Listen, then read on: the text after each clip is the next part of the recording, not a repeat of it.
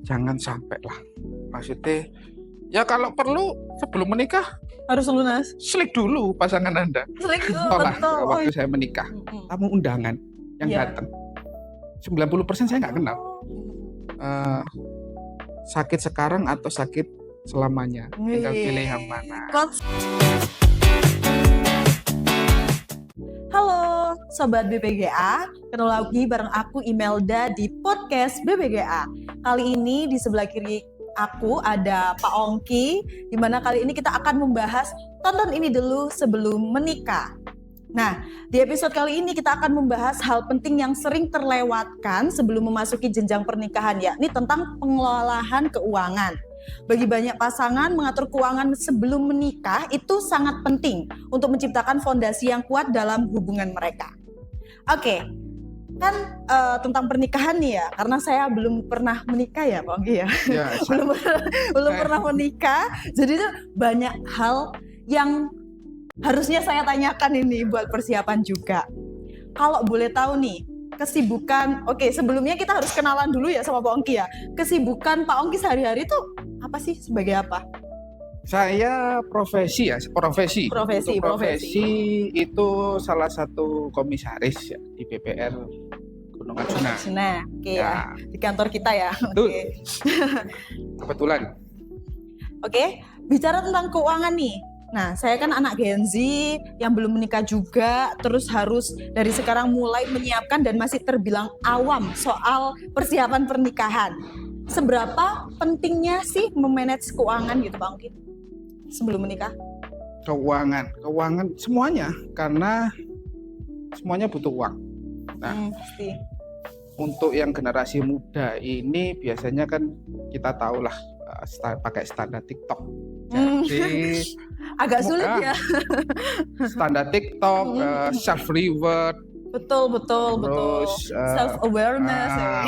Bahasa-bahasa zaman sekarang, mental health. mental health, butuh healing. Butuh Itu kan healing. butuh uang juga. Nah, Betul. mereka spend uang itu untuk menjaga mental health itu. Betul. Nah, itu kan alibi. Betul, Nah, tanpa alibi banget manage sih. keuangan yang kuat nanti sampai mencapai umur 30, dia akan Nggak punya sadar. tabungan. Nah, dia akan sadar bahwa apa yang dilakukan selama ini ternyata hanya buang-buang uang atau nggak ada hasilnya. Ya lagi sebagai anak Gen Z juga ngerasa kayak selama ini itu agak sulit banget menabung ya. Terus Ya. juga karena banyaknya hal-hal yang menarik kayak kafe-kafe dan lain sebagainya itu kan jadi salah satu hal yang buat kita juga ke distract untuk boros.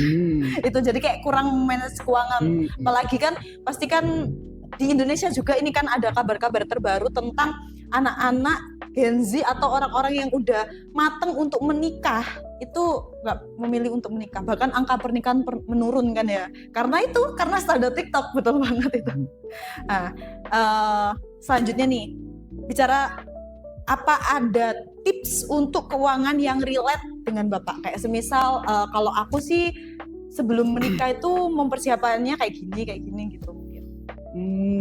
Kalau saya ya, mungkin beda generasi, beda pemikiran ya. Oke. Jadi saya sendiri juga belum tentu berhasil gitu, Pak. Oke. Ngasih Oke, tips ini. oke. Nah, jadi kalau dari saya, pertama naikkan pendapatan dulu. Oh iya, pasif income-nya itu Mumpung masih muda, masih punya tenaga, betul. digunakan untuk aktivitas positif, cari uang, mungkin bisa untuk investasi. Terus tapi anak muda menurut Pak Ongki bisa nggak investasi ya? Investasi itu apa aja sih? Nah, ini menarik, anak muda ya. Anak muda ini kan hormon adrenalin. Nah, hormon adrenalin kan tinggi. Nah, Iya. untuk investasi itu perlu kepala dingin sebenarnya. Jadi contohlah investasi saham. Oke. Sepengetahuan saya, investasi saham itu terbagi dua. Satu, blue chip. Blue chip itu pasti mahal. Kenapa mahal? Ya seperti BCA itu kenaikan atau penurunannya tidak terlalu signifikan. Itu lebih invest di mana Pak? Ongki deposito. Saham. Saham. Okay. Saham itu lebih aman.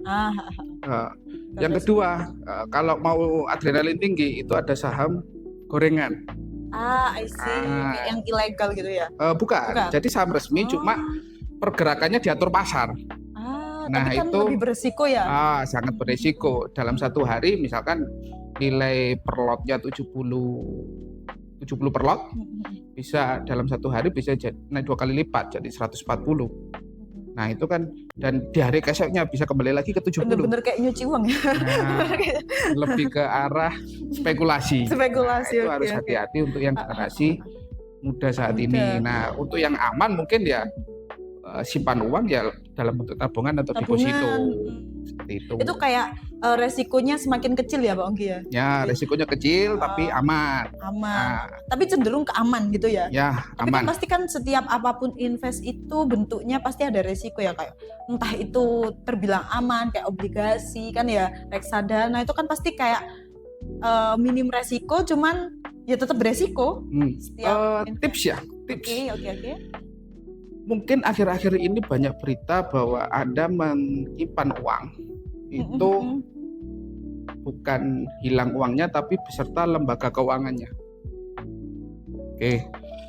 Nah, tips ya untuk anak-anak muda sekarang harus pintar memilah yang mana lembaga keuangan ini harus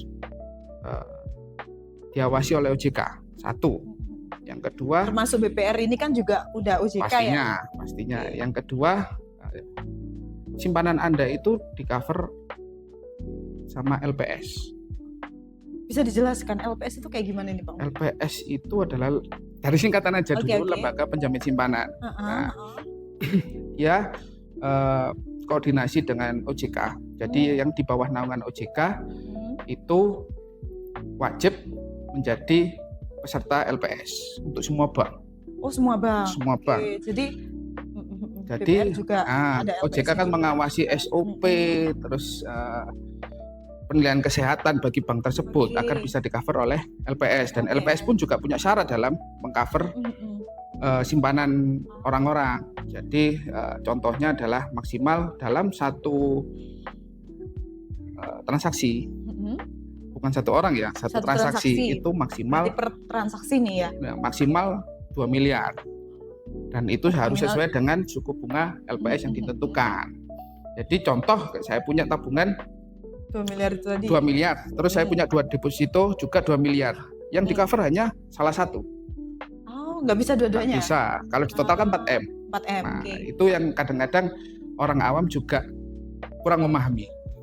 Iya sih. Saya sebagai generasi muda yang sekarang ini aja baru paham tentang LPS itu sih. Soalnya emang perlu banget, apalagi kan di usia saya ini ya juga ada kepikiran untuk persiapan pernikahan. Meskipun ya nggak tahu jodohnya siapa ya, kan belum tahu kan ya. Jadi kayak harus belajar sih. Makanya kan tentang investasi, saham, nah itu yang kayak gitu-gitu juga harusnya saya mulai belajar gitu. Ya FYI ya Mbak Imel ya. Jadi untuk persiapan pernikahan itu sebenarnya yang lebih memikirkan yang pihak pria. Betul. Karena harus memikirkan biaya. Tapi kalau di Jawa kan pernikahan kan diberlangsungkan di perempuan kan otomatis. Nah kalau apalagi kayak semisal mereka itu saklek sama adat Jawa Pak Ongki. Jadi kayak semisal ya cewek cuma dikasih uang belanja. Sebenarnya kan kayak gitu kan. Cowok itu hanya mempersiapkan kayak mahar kayak gitu-gitu untuk makanan dan lain sebagainya. Kalau orang Jawa yang saklek banget ini nih, itu biasanya itu kayak gitu, lebih prefer ke ceweknya. Itu berarti kan saya juga harus mikir itu juga kayak gitu. Menurut Pak Ongki ya tergantung juga ya. Ya tergantung pasangan sih komitmen. Ya tergantung komitmen untuk berdua sih. Menikah itu sebenarnya nggak mahal ya. Yang mahal itu ya gengsi ya. Jadi contoh lah, saya sudah pernah menikah ya. Saya sudah pernah menikah. Sudah pernah berarti dan masih berjalan. Ya. Dan jangan lagi. Ya. Sekali aja Pak Ongki. Ya amin lah. Sekali. Contoh lah waktu saya menikah, tamu undangan yang datang 90% saya nggak kenal. Semisal nih orang satu bawa anaknya. Saya nggak kenal. Yang kenal adalah orang tua. Jadi yang acara itu acara pernikahan itu bukan untuk anaknya tapi untuk orang tua. Seperti itu. Ini yang menurut saya loh ya. Jadi ya untuk orang anak-anak muda sekarang ya kalau cinta sudah mapan dengan pasangannya ya segeralah menikah daripada zina. Betul. Kalau semisal ngomongin tentang pernikahan itu gengsi ya sebenarnya kalau anak-anak zaman sekarang itu mikirnya itu sebenarnya bisa nih nikah di KUA tapi kayak masih kebawa sama gen apa ya X ya kalau orang tua yang harus bener-bener ada acara terus juga katanya biar diamplopin balik gitu kan sebenarnya kayak pesta-pesta aja nggak usah mengharapkan imbalan cuman kan orang-orang yang orang tua saya itu biasanya tuh masih kayak lah harus ada acara dong kayak gitu. Kamu juga anak satu kayak gitu, anak tunggal harus ada acara gitu. Cuman kan kita sebagai orang yang harus mempersiapkan itu tanpa support kan juga kebingungan juga kan. Nah ini penting banget kalau bicarain soal persiapan. Betul. Makanya ini tadi aku tanya tips dan trik. Nah ini aku juga jadi bisa nyimpulin. Jadi gini. Semua terbentur sama adat dan budaya. Mungkin di salah satu daerah, mungkin di daerahnya Mbak Imel. Untuk istilahnya bowo ya, kalau orang Jawa ya. Orang bowo itu amplopin ya kan? Amplopin dan itu kita wajib mengembalikan. Iya betul, that's right. Jadi itulah yang menjadi salah satu. Yang kedua ada yang namanya tonjokan juga.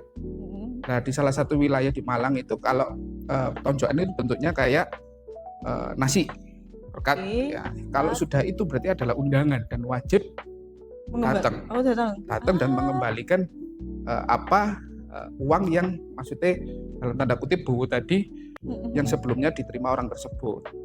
Itu emang semua terkendala sama adat. Jadi ya persiapannya terutama di keuangan ya harus siap. Nah untuk para pria-pria yang mau menikah, nah ini kan Mbak Imel kan cewek ya. Jadi kadang harus paham kadang mengapa cowok itu lebih seneng diem melamun. Nah, itu overthinkingnya beda ya memang ya. Mikir biaya nikah sebenarnya. Setuju. Jadi jangan diganggu kayak gitu. Iya sih. Selain itu kan aku kan jadi bisa nyimpulin ya bahwa persiapan pernikahan itu juga kayaknya nggak mudah karena gengsi itu tadi. Terus juga kita harus cari passive income lebih untuk mengcover gengsi ini. Kalau menurut aku juga sebenarnya kalau kepingin buat acara dan lain sebagainya itu harusnya benar-benar dibicarain sama orang tua juga. Kayak semisal kita adanya uang segini nih. Kalau untuk acara yang semeriah atau pemikiran mereka juga masih belum bisa mau ngebantu atau tetap kayak gini. Terus kalau semisal kita pingin tetap sesuai dengan orang tua kan harus menambah waktu. Mau nggak nambah waktu buat itu kayak gitu. Usia aku sudah segini loh kayak gitu. Itu kan juga penting ya Pak Ongki ya. Oke. Selanjutnya nih Pak Ongki kita akan membahas tentang tujuan keuangan bersama. Oke. Nah, menurut Pak Ongki ya, bagaimana cara agar kita tahu apakah pasangan kita memiliki tujuan keuangan yang sama? Itu kan juga harus benar-benar dipikirkan kan ya. Kayak saya nih, cowok nih, pacar ya masih pacar, kan belum nikah kan ya. Misalnya masih pacar gitu ya. Terus itu saya tuh tipikal orang yang benar-benar lumayan budgeting. Nah, gimana nih biar pasangan saya ini nggak tersinggung. Terus juga kamu ngatur keuangan kayak gimana? Itu cara ngobrolnya kayak gimana kalau menurut Bang? Dikira pelit ya nanti ya. Betul. Ini sebelum menikah ya berarti ya. Iya. Kalau sudah menikah kan pasti semua orang tahu dan mungkin 80% semua uang di istri. Oke. Untuk yang sebelum menikah, menikah ini, nah yang membedakan pacaran dengan menikah itu satu, yaitu masalah keuangan. Bukan, di pengakuan. Jadi orang pacaran hanya pengakuan. Tapi kalau orang menikah bisa dibuktikan berarti masih palsu ya, secara pencatatan. Nah, karena pengakuan ini kan nggak ada batasnya. Jadi yang penting adalah satu komitmen. Nah, pasangan ini kan bermacam-macam tuh. Ada yang nggak mau terbuka, ada yang terbuka gitu kan. Paling enak adalah ngobrol 4 mata terbuka bahwa tujuannya dia mengumpulkan uang atau nabung ini Iya sih, harus untuk sih. tujuannya untuk menikah. Nah, dan itu juga yang kedua adalah komitmen. Komitmen. Nah, komitmen bahwa ini nanti tabungan ini tidak akan diambil untuk tujuan menikah. Nah, yang ketiga, ini juga pembelajaran bagi kedua belah pihak, bagi si cowok dan bagi si cewek untuk lebih memanage pengeluaran. Iya sih, karena kan kalau semisal kita keluar itu kan juga tanpa memikirkan kayak gimana-gimana, karena kan sekali juga keluarnya, jadi kayak all out-nya di situ gitu loh Bang. Ya, dan yang terakhir ini yang paling penting adalah konsisten. Betul. Mereka nabung, oke, dengan tujuan yang sama. Dengan tujuan yang sama, kita punya tujuan. Betul. Tapi melihat promo voucher di Tokopedia, Traveloka, akhirnya liburan. Nah, kapan lagi? Uang bisa dicari. Kapan lagi? Betul. Akhirnya uang kan bisa dicari voucher yang seperti ini kapan lagi? Betul. Nah, kalau kita sudah mulai terbuka soal keuangan, terus apa yang harus dilakukan selanjutnya itu? Oke. Kalau udah kita kan sebagai pasangan nih ya, udah mulai transparan, udah mulai jujur-jujuran karena emang kita udah ngobrol, aku pingin nikah nih sama kamu, terus gimana kita menuju goals itu gitu kan, udah mulai transparan. Nah, selanjutnya tuh kayak gimana?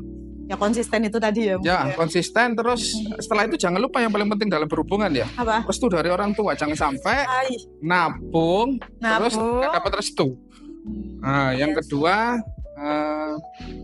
ya jangan sampai putus lah. Nah, hancur semua itu nanti kalau sudah. Iya sih, kan itu kan ya kalau semisal perasaan itu ya ya itu tidak bisa kita kendalikan. Nah, makanya harus berhati-hati ya. Mungkin tips bukan anak muda ini, pengalaman pribadi ya, orang itu menjadi karakter yang baik di hadapan orang lain itu sekitar 6-12 bulan. Setelah itu mereka akan menunjukkan karakter sifat asli. Berarti kalau saya pacaran harus lebih dari 1 tahun ya? Iya dong, jangan sampai pacaran 1 bulan terus menikah. Nah, biasanya berakhir dengan tidak bahagia. Iya. Kalau semisal itu kan kadang ada istilah-istilah kayak dijodohin gitu. Terus kenal berapa bulan terus nikah, itu kayak gimana? Kembali lagi ya. Nah, ini pacaran itu adalah ini menurut saya ya. Pacaran itu adalah mencocokkan karakter. Nah, bukan menikah pun sama kan ya harusnya ya. Bukan untuk melakukan sesuatu secara dini. Nah, itu yang pemikiran anak sekarang. Nah, mencocokkan karakter, kalau sudah karakternya cocok, semua karakter pasti ada plus ada minus. Kita nggak mungkin dapat orang yang karakternya semua plus. Nah, itu sempurna banget. Plus minusnya ini cocok nggak sama karakter kita, seperti itu. Atau kekurangannya bisa ditoleransi nggak? Betul, kekurangan.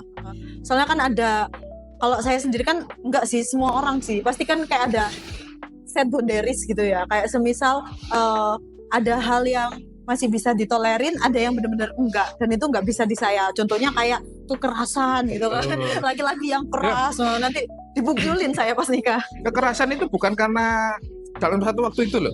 Kekerasan itu orang yang bukan kekerasan ya, orang yang biasanya dalam kasus KDRT sebenarnya dia adalah korban di awal. Nah, itu entah itu dari orang lain atau orang terdekatnya, karena sering mendapat kekerasan, menganggap kalau sudah dewasa kekerasan itu seperti hal yang biasa. Jadi seperti dia melakukan seperti itu tanpa rasa bersalah, dan itu juga jadi harus diwaspadai buat terutama yang wanita-wanita ini. Betul.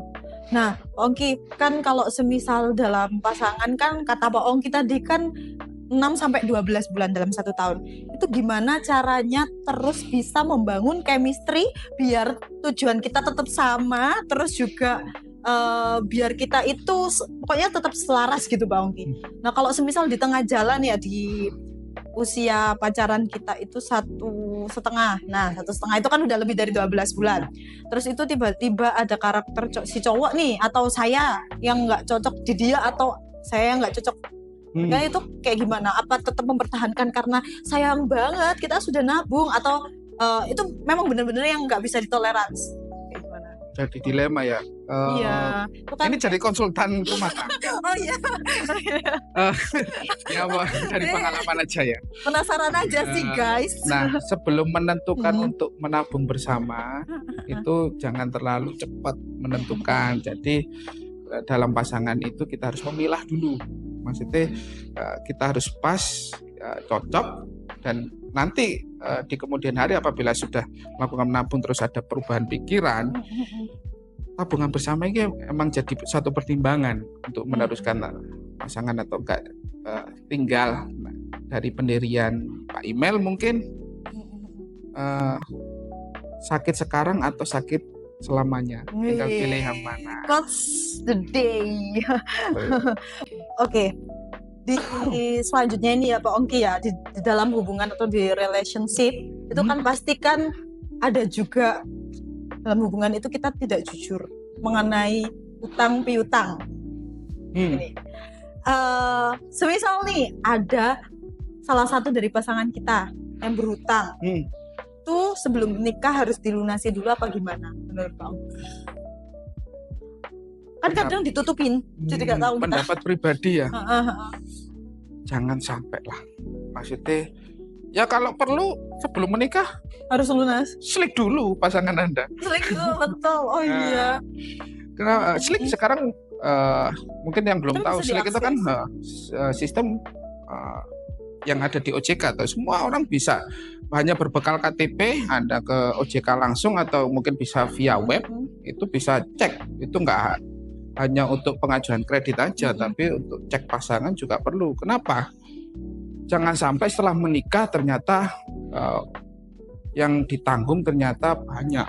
Nah, terutama yang generasi muda ini lebih banyak. Iya, memang konsumtif kan. Nah, konsumtif untuk hutang untuk konsumtif, hutang untuk gengsi, itu kan lifestyle. Nah, itu gitu paling ya. berbahaya. Nah, hutang itu juga ada hitungannya loh. Jadi hutang yang baik, hutang itu perlu kalau menurut saya. Kenapa? Hutang itu perlu untuk Anda berusaha atau usaha atau membesarkan usaha Anda, tapi dengan perhitungan rumusnya adalah maksimal 30% dari total pendapatan Anda. Setelah lebih dari 30%, Anda akan kesulitan. Setuju sih, iya sih. 70% itu untuk hidup, untuk biaya lain, dan untuk cadangan. Banyak orang sekarang, terutama yang anak-anak muda, nggak punya dana cadangan. Jadi dana cadangan itu contoh lah, kita nggak tahu ya, kita lebih di jalan, kita hati-hati, tapi orang lain belum tentu hati-hati.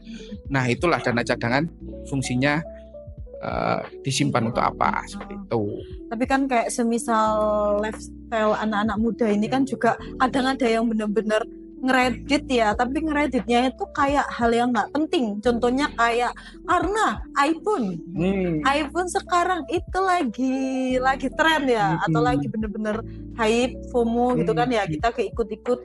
Ya udahlah aku beli iPhone aja, tapi tujuannya nggak jelas. Kalau semisal dia ada passive income untuk membeli sesuatu itu, ya is okay. Tapi kalau nggak ada income di sana, kenapa kita harus ngikutin itu gitu kan? Akhirnya kan endingnya kredit, tapi kreditnya itu hal yang nggak penting. Itu pendapat Pak Ongki kayak gimana? Kembali ke tujuan ya. Tujuan dia kredit iPhone sah saja. Nah, tapi penggunaannya untuk apa? Nah, misalkan dia beli iPhone itu untuk konten creator. Nah, ada tujuannya. Kita semua tahu video di iPhone itu paling bagus daripada Android. Nah, kalau tujuannya untuk itu dan dia bisa mendapatkan income dari situ, oke. Tapi kalau tujuannya untuk gengsi atau untuk masuk suatu circle, jangan sampai gitu loh. Terutama yang anak-anak muda sekarang, dia merasa mampu di awal karena keegoisannya untuk memperoleh menginginkan suatu barang tersebut, terutama iPhone. Nanti berjalannya waktu ternyata dia harus makan Indomie selama 1 bulan, akhirnya sakit, malah nambah biaya. Nah, seperti itu. Terus yang kedua, kreditnya jadi tak terbayarkan atau gagal bayar. Nah, di BPR itu kayak gimana cara anak itu bisa disetujui Pak Ongki? Biar kalau hal seperti itu kan agak nggak penting. Nah, ini hubungannya sama tadi. Anda berhutang sah-sah aja. Tapi jaga histori kredit Anda, jangan sampai track macet. record-nya lah ya. Betul, itu fungsinya sebenarnya sepele, tapi fungsinya kan itu sangat penting. Contoh satu untuk kita apabila membutuhkan modal kerja dengan cara meminjam ke bank, Buat itu pasti gitu kan, itu pasti sebagai bahan pertimbangan. Terus yang kedua, banyak perusahaan sekarang yang mewajibkan untuk slik atau cek histori. Kan meskipun kayak gitu kan kadang itu masih ada track recordnya ya. Kalau semisal nih aku pinjam uang, terus itu kayak ada di salah satu bank gitu kan, tapi udah diawasin OJK di BPR lah ya. Terus itu kayak track recordku itu telat bayar gitu, itu ada ya di slik ya? Ada selama kurang lebih 2 tahun. Jadi itu histori, tahun terakhir gitu. 2 tahun terakhir, dan kalaupun sudah lunas itu masih tercatat kolektibilitas terburuk. Nah, kolektibilitasnya adalah kualitas kredit berdasarkan penggolongan, ada 5 penggolongan itu loh. Mungkin bisa di-browsing untuk 5 penggolongan kualitas kredit itu. Nah, ini bagaimana cara untuk menyusun rencana pelunasan utang sebelum menikah, atau setidaknya punya rencana bersama agar tidak menjadi beban di masa depan? Agak sulit ya. Itu tergantung masing-masing ya. Nah, dana menikah ini kan sebenarnya untuk tujuannya untuk menikah. Tapi alangkah baiknya dalam menikah itu tidak meninggalkan hutang sama sekali. Nah, sebelumnya juga harus bersih dari hutang. Kenapa? Menikah itu ada hukum gonogini. Jadi setelah menikah itu jadi tanggungan bersama tanpa ada contoh surat pisah harta, itu dikecualikan dari itu. Nah, untuk memanage uang yang baik itu Anda harus paham rumusnya. Itu mungkin orang ekonomi tahu, Y sama dengan C plus S. Y itu pendapatan, C itu konsumsi, plus S. S itu saving, atau orang bisa diganti investment. Nah, jadi harus imbang antara konsumsi dan plus investasi itu atau saving. Itu jangan sampai saving konsumsi lebih besar daripada pendapatan, termasuk hutang untuk konsumsi itu masuk dalam kategori perhitungan konsumsi. Nah, ini kan sebagai komisaris di BPR nih ya, terkait tentang kayak kredit, deposito, terus juga tabungan di BPR. Ini biar mereka tahu aja ini Pak Ongki. Menurut Pak Ongki, kenapa orang itu harus ke BPR gitu? Barangkali Pak Ongki mau jelasin tentang BPR. Ya. BPR itu lebih ke arah masyarakat yang mohon maaf, maksudnya lebih menyeluruh ke masyarakat ya, karena bank umum itu arahnya lebih ke corporate, kredit corporate. Corporate kayak perusahaan-perusahaan gitu kan. Nah, jadi yang diunggulkan dari BPR apa sih? Prosesnya cepat. Nah, Anda mengajukan di bank umum, benar bunganya lebih ya murah, lebih kecil, tapi prosesnya lebih lama. Jadi sekitar 1 bulan. Nah, kalau Anda butuh kebutuhan dana yang mendadak, nah itu lebih baik langsung ke BPR. Nah, karena ya namanya juga kesempatan untuk usaha ya. Kesempatan kan ada beberapa faktor yang kebetulan hadir, jadi itu jadi kesempatan, dan kalau kelewat itu kita bisa kehilangan sesuatu yang lebih besar. Ambil momen itu, jadi kalau butuh dana cepat dan Anda punya jaminan untuk pinjaman tersebut, datang aja ke BPR. Kalau semisal nih kan saya itu tadi berhubungan dengan persiapan pernikahan. Nah, persiapan pernikahan saya kepikiran buat buka usaha nih sekarang ya. Terus habis itu saya